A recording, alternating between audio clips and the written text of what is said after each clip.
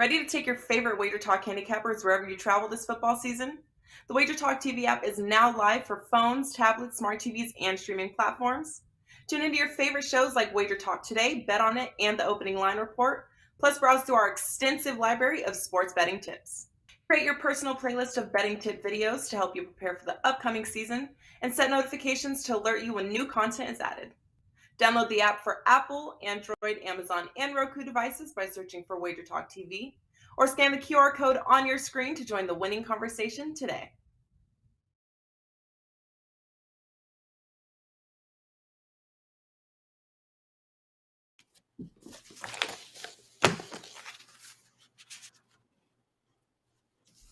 Welcome into the best damn college football show out there. Ralph Michaels, Rob Veno, I am Drew Martin, the show that started in the middle of the pandemic and is still going 2 years later strong. And we got our main man here, Ralph Michaels, back in the saddle after a couple weeks off.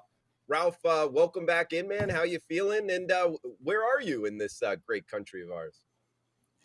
I'm back in Vegas. I actually spent the summer in New Jersey, hung out with Rob and Dan a couple times, but really the East Coast time zone just wore the hell out of me. I'm not a night owl, and I just missed too much action in the evening, and I can't stand getting up early on Saturdays and Sundays and waiting till noon or 1 for football to start. So my sleep patterns have made me a West Coast sports time zone person. So had to move back to Vegas at a very quick notice. Situated now and happy to be back on the shows for the rest of the season.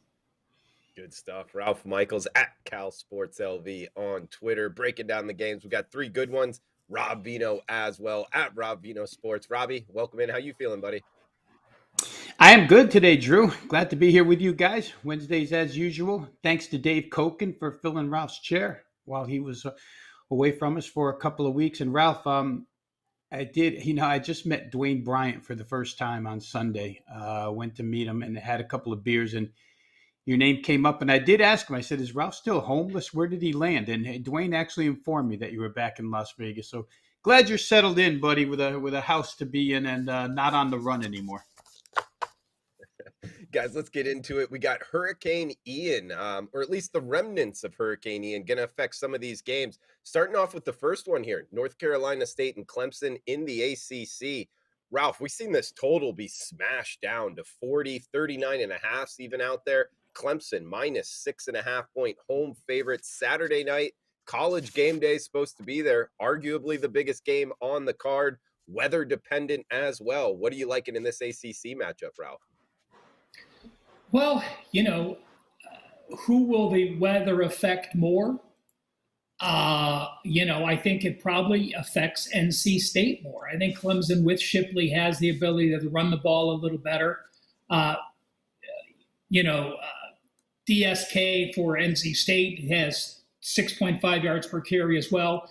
But to me, when I look at the two teams, I think if there's a windy game, I think Clemson can handle it better. Was I shocked that Clemson allowed 447 yards last week? Absolutely.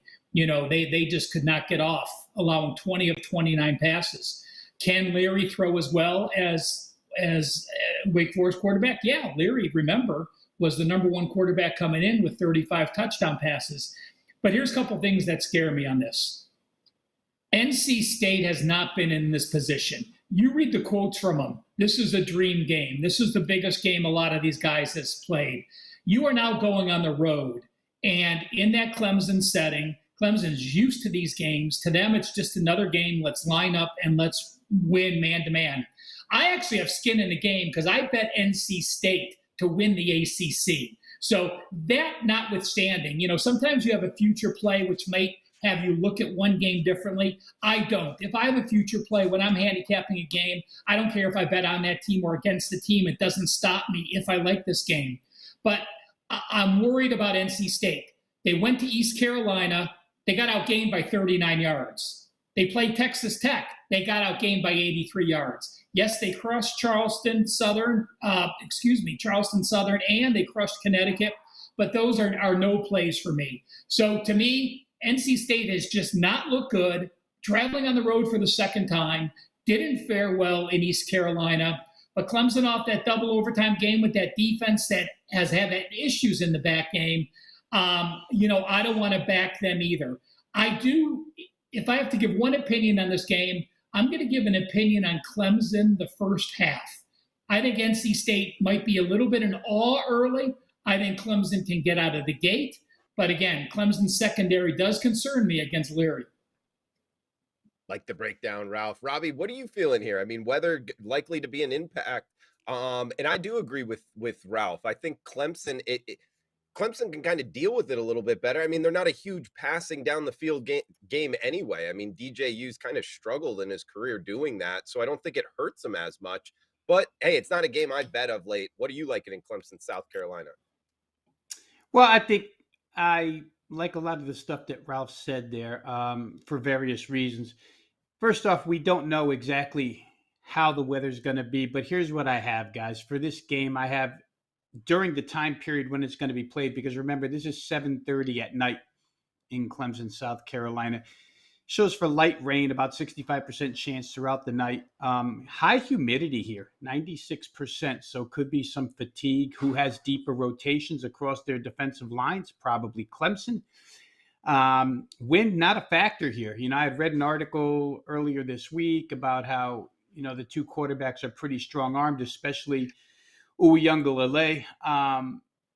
But 7-mile-an-hour winds, if that's what winds up happening here, both of these quarterbacks can get through that. The field is grass. We'll see how well they take care of it.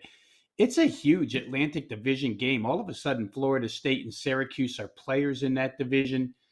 And it's interesting to note, guys, that NC State hasn't played an ACC game yet, and Clemson's already had already 2-0. So it's a big game for both sides, probably bigger for Clemson.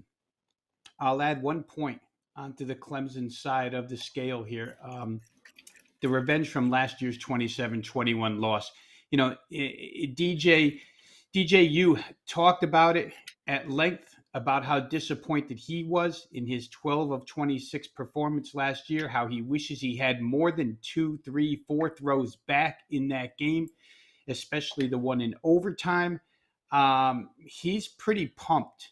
And words aren't actions, guys, but just taking his words and his mental focus from what he said during a press conference, I think he's ready to go here, as is Will Shipley, who was probably the most animated of all the Clemson players I read quotes from. So it looks like Clemson's ready to go here. To Ralph's point about their defensive backfield being dissected by Wake Forest and Sam Hartman last week, you give Wake Forest and Sam Hartman a crack at your secondary, minus a starting corner, minus a starting strong safety, minus your nickel back. They had 3 key guys out in the defensive backfield last week. All 3 are back for this game, so I don't anticipate Devin Leary having it as easy as Sam Hartman had it last week. And, of course, NC State and Wake Forest are 2 different, entirely different offensive styles.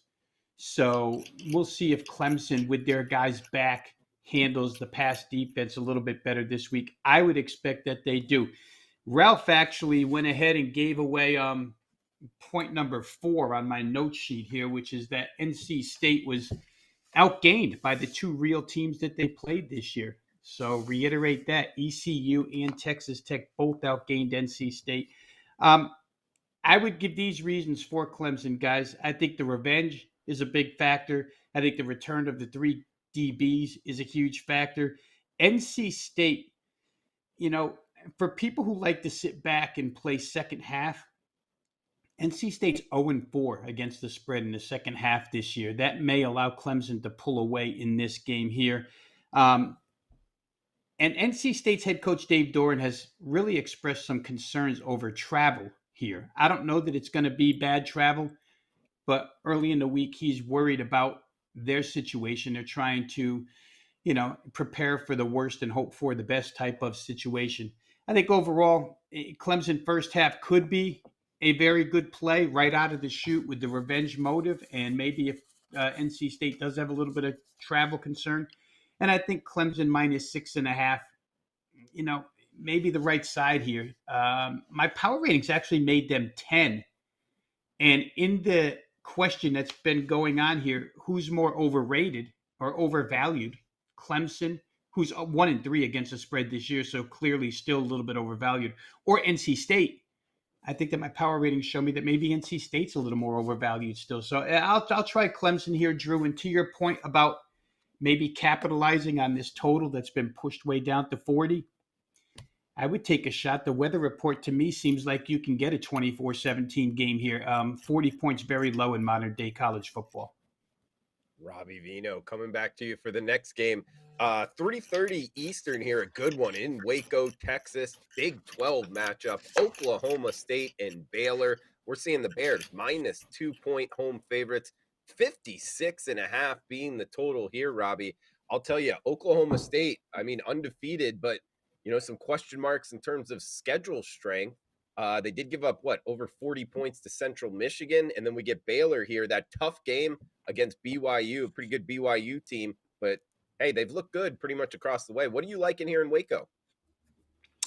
Well, I'm going to go ahead and talk revenge again, Drew, because I think it's meaningful here. Oklahoma State loses the Big 12 championship game, and it probably would have been a trip to the college football playoff last year had they have won that game. The game ends on the Baylor half-yard line. They try to go wide with Desmond Jackson. The Baylor corner made a great tackle, and out the window went Oklahoma State's hopes to be one of the Final Four. So certainly there is a huge revenge motive here for Oklahoma State. They've also had an extra week of preparation time for this game. They had last week off. Mike Gundy, here he's in an underdog situation. In 19 games at Oklahoma State off of a bye week, he's 12-7 straight up. So it's a pretty good percentage. And if you want to play money line here and ask him to win straight up and not take the 2.5, well, you have him as 12-7 so far in his career at Oklahoma State. It is their first road game, guys. That's a little bit, concerning. However, I don't know that Oklahoma State will be fazed by this venue against Baylor. Remains to be seen, but I think Gundy will have him pretty well prepared. I put a lot of trust in Gundy. Baylor, as you mentioned, Drew, they've been far more battle-tested, right? They played at BYU and at Iowa State. Two solid teams, two solid road trips. So Oklahoma State, with their list of Central Michigan, Arizona State, and Arkansas Pine Bluff all at home, doesn't really match up schedule-wise. If you look at the fundamentals of this game, it doesn't look like either team can run on the other. It looks like run defense is going to be pretty stout on both sides, and it comes down to who does better at the quarterback position. Will it be Blake Shapen? He had a good game in the championship last year, 3 TDs, no INTs. Or will it be Spencer Sanders, who, again, reading some quotes from Mike Gundy this week, I don't know if it's just coach speak, but generally he's one of the more honest coaches you'll get in college football. He says they firmly trust Spencer Sanders out there. Did say he's a risk taker at times, and maybe they wouldn't like him to be, but he's got full trust in what he does out there. I think Oklahoma State has shown this year that they're going to go very high tempo, and I think they will try and tempo Baylor in this game. Baylor, for what it's worth, plays a umbrella style defense, 2 high safeties. They want you to earn everything. They don't want to give up big plays. But that being said, guys, in the last 3 games, Baylor has given up 8 touchdowns outside the red zone. So, yeah, they try and defend big plays, but they've actually been giving up a lot of big plays. Oklahoma State's capable. I think Oklahoma State first half here is the way to go. I think they'll come out with a lot of fire in an attempt to avenge last season's loss in the championship game. So I think Oklahoma State first half plus. I wouldn't argue anybody off Oklahoma State full game plus. Total's been bumped a little bit to 56.5. We'll see. Baylor does like to slow it down a little bit, but I do think Oklahoma State's hurry-up offense will give you enough possessions and enough total plays. Ralph, what do you like in here? Cowboys and Bears on Saturday. Well, you look at the revenge, obviously. Big 12 title revenge is legitimate revenge. Spencer Sanders, in the last 2 seasons, a 31-6 ratio against everyone but Baylor. In his 2 games against Baylor last year, a 1-7 ratio. So, does that mean Dave Aranda and the Bears know how to handle him? Does that mean Spencer Sanders just had a couple bad games and he's due to perform much better than that? It's a situation where I like Baylor in the spot, but I don't trust him as a favorite. You have the better quarterback in Oklahoma State, and we just don't know how good Oklahoma State is. It's a game where I'm not going to give much of an opinion here. When you've played the 143rd schedule, yes, you are averaging 500 some yards per game, and yes, your offensive performance is the best performance against Central Michigan, Arizona State, and Arkansas Pine Bluff, but you've also played one of the weakest schedules there is. You are now playing a legitimate defense for the first time. Remember, you lost, while you did have some quality players come back, you have fewer quality players. So teams with good DBs can blanket some of those wide receivers, causing trouble for Spencer Sanders. So, yes, Oklahoma State ran, 84 plays against Arizona State.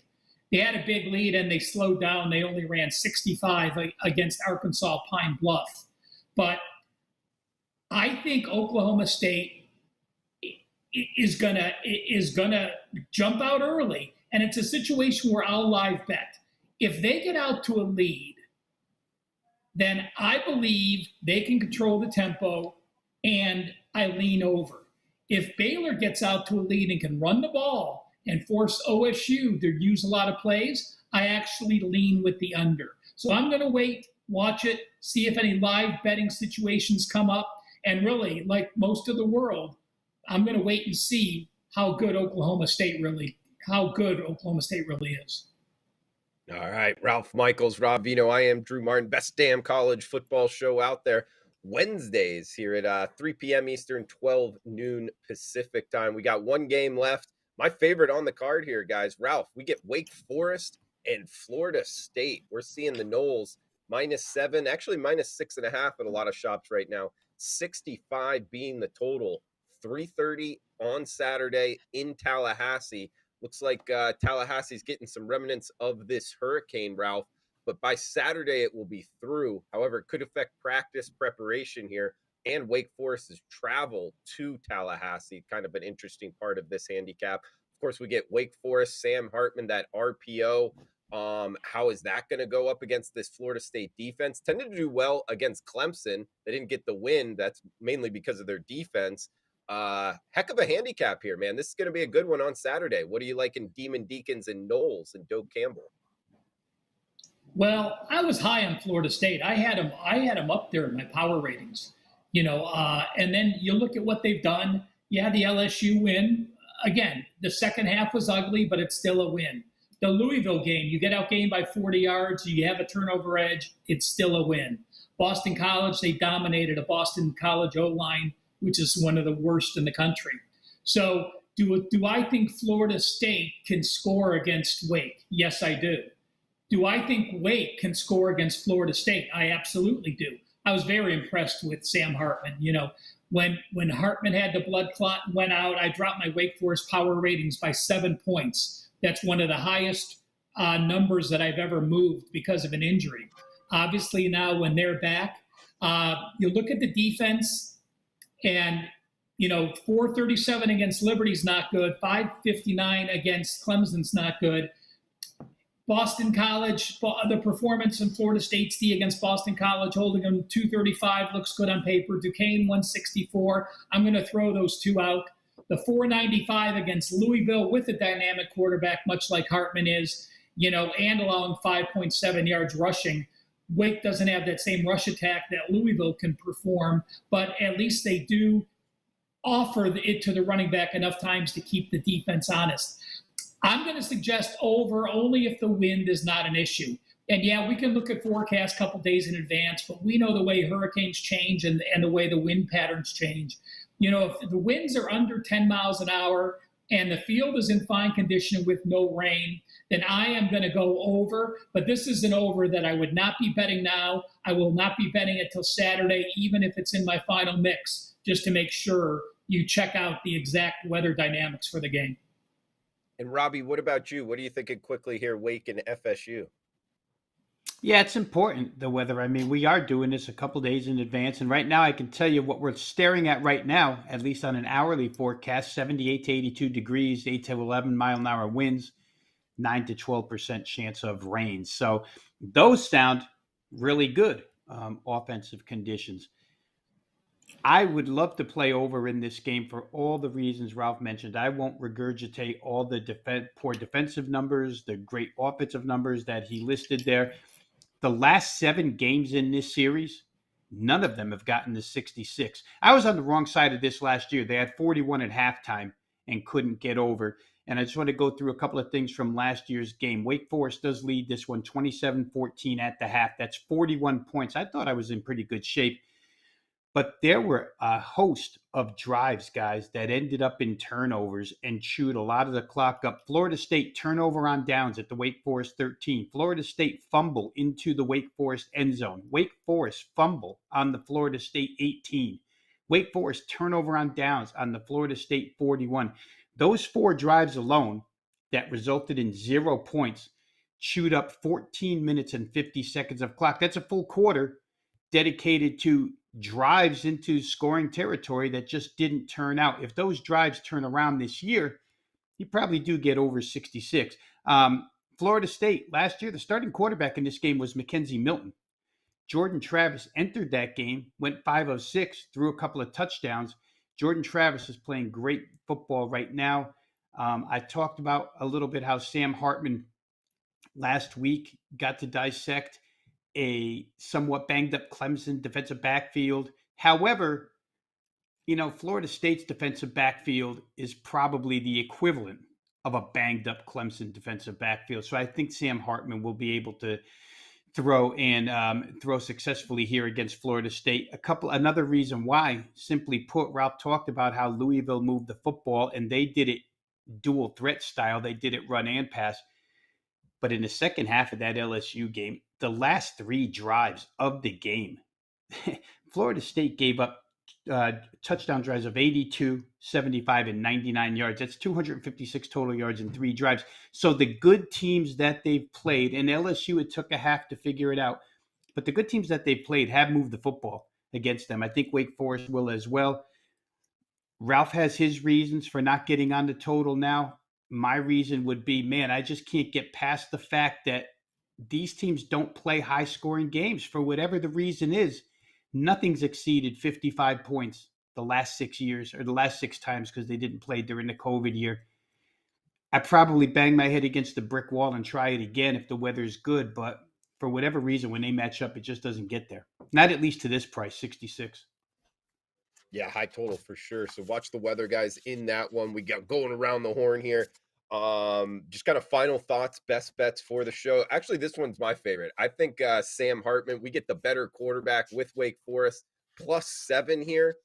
Could be a tough travel spot, granted, but overall, I think that just offensive prowess here for Wake kind of takes over. And Florida State, good start to the season. I don't know, though. Laying a touchdown here to the better quarterback, better offense. I think it comes back to haunt them. I think Wake Forest, the Demon Deacons, go into Doak. Maybe sprinkle a little bit here on the money line, as I do think they win outright. But for best bet for the show, I'll put +7 on Wake Forest for my best bet. Ralph Michaels at Cal Sports LV right here on the best damn college football show out there each and every Wednesday. Also on Bet On It. Got a lot going on.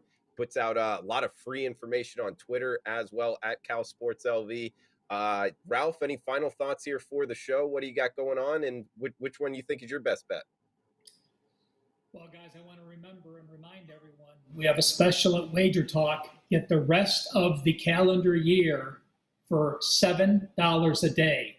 It's 14 weeks of college football, 14 weeks of NFL, 11 weeks of NHL, 10 weeks of NBA, 7 weeks of college football, plus any other sports that you do, $7 a day. It's on everyone's page. Do take advantage. I don't like any of these games we talked about, so I am going to go off the board and give you an actual client release that I'll just be posting as soon as the show's done. And I'm going to lay the wood with the Georgia Bulldogs. I don't see Missouri scoring more than 10 points in this game. I think Georgia easily scores 40. So to me, the 4 touchdown spread under 4 touchdowns, 27.5, 28, it is a very fair number. I'm not concerned about Kent State only beating them by 17. They put up 529 yards. They have the rush attack. They have the defense. Their offense against all 4 foes have produced a season high. Their defense against all 4 teams has been a season low. So that means the yards Kent State had, Kent State's beat them every game. The yards South Carolina had, South Carolina's beat them every game. When you have a team that dominated against a team in Missouri that, to me, they're done, put a pin in them. Losing to Kansas State, getting outgained by 114 yards, not beating Auburn. Yes, it was on the road. I'm going to lay it an actual client release to Georgia Bulldogs. All right, UGA with the dogs barking on Saturday. Ralph Michaels. We got Rob Veno as well at Rob Veno Sports. Check him out, wagertalk.com. Robbie, any final thoughts here for the show, and where are you going for your best bet? Yeah, I'll go real quick, Drew. I always use a show game for the best bet. So I'm just going to go back to what I said earlier with Oklahoma State and Baylor. Take Oklahoma State first half plus half a point. I mean, if the first half it lands in a tie, which very well could happen, you'll get the money there with your half a point. But for the reasons I stated earlier, I think Oklahoma State should come out at the road venue with an extra week of preparation loaded for bear. So give me Oklahoma State first half plus a half a point.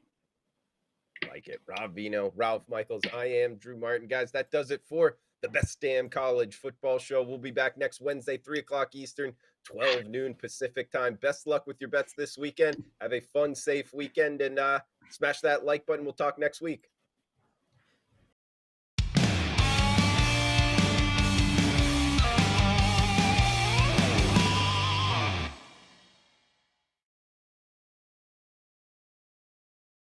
Ready to take your favorite Wager Talk handicappers wherever you travel this football season? The Wager Talk TV app is now live for phones, tablets, smart TVs, and streaming platforms. Tune into your favorite shows like Wager Talk Today, Bet on It, and the Opening Line Report, plus browse through our extensive library of sports betting tips. Create your personal playlist of betting tip videos to help you prepare for the upcoming season, and set notifications to alert you when new content is added. Download the app for Apple, Android, Amazon, and Roku devices by searching for Wager Talk TV, or scan the QR code on your screen to join the winning conversation today.